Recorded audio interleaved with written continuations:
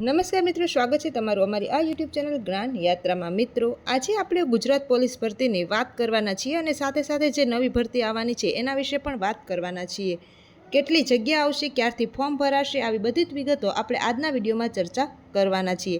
ત્યાર રાજ્યમાં પોલીસ વિભાગમાં ખાલી જગ્યાઓ ભરવાના મુદ્દે ચાલી રહેલા કેસમાં હાઈકોર્ટની ચીફ જસ્ટિસની ખંડપીઠે રાજ્ય સરકારને સૂચન કર્યું કે દર વર્ષે પોલીસ ભરતી માટેનું કેલેન્ડર બહાર પાડવામાં આવે। ત્યારબાદ પોલીસમાં સીધી ભરતી સમયસર નહીં થાય તો પ્રમોશનલ ભરતીમાં પણ યોગ્ય ઉમેદવાર નહીં મળે અને એમાં પણ વિલંબ થઈ શકે છે। હાઈકોર્ટમાં સરકારી વકીલે શુક્રવારે કોર્ટને એ પણ જણાવ્યું હતું કે પોલીસ બેડામાં પ્રથમ તબક્કામાં 11,373 જગ્યાઓ પર ભરતી પ્રક્રિયા ચાલી રહી છે, જેમાં પીએસઆઈની ફિઝિકલ ટેસ્ટનું પરિણામ 17 ફેબ્રુઆરીએ જાહેર કરવામાં આવ્યું હતું।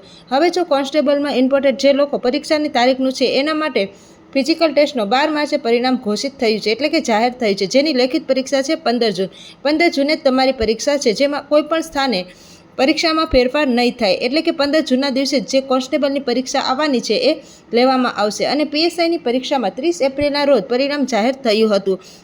હવે વાત કરીએ મિત્રો, તો પીએસઆઈની પરીક્ષા જે પણ લોકો પીએસઆઈની અપડેટ લેવા માગે છે, જે લોકો પાસ થઈ ગયા છે કે મેરિટમાં આવે છે, એવા લોકો હવે તેની ભરતી સબ્જેક્ટિવ પરીક્ષાના લેવલ ઉપર છે।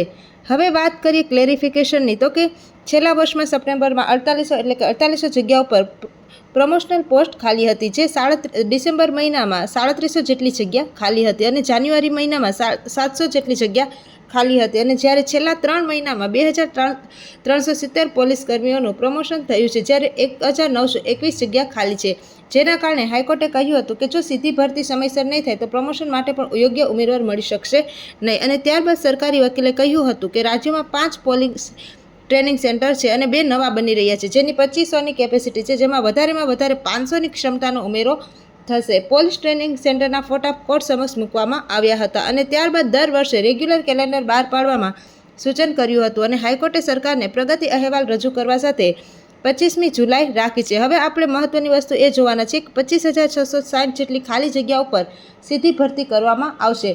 પહેલા તબક્કામાં 11,000 કરતાં વધુ પોસ્ટ માટે ભરતી બહાર પાડવામાં આવેલી છે, જે હાલની ભરતી છે, જેમાં અત્યારે શારીરિક કસોટી પૂર્ણ થઈ ચૂકી છે, જેના માટે 10 લાખ ઉમેદવારો નોંધાયા હતા અને 25,660 પૈકી બાકીની જે ખાલી જગ્યાઓ એટલે કે 14,283 જગ્યાઓ પર બીજા તબક્કાની ભરતીની જાહેરાત ઓગસ્ટ અથવા તો સપ્ટેમ્બરમાં બહાર પડશે। ત્યારબાદ મિત્રો, નવી જે ભરતી છે એ જાન્યુઆરી ફેબ્રુઆરીની વચ્ચે આવી શકે એવી જાહેર છે। આવા જ નવા વિડીયો સાથે આપણે ફરીથી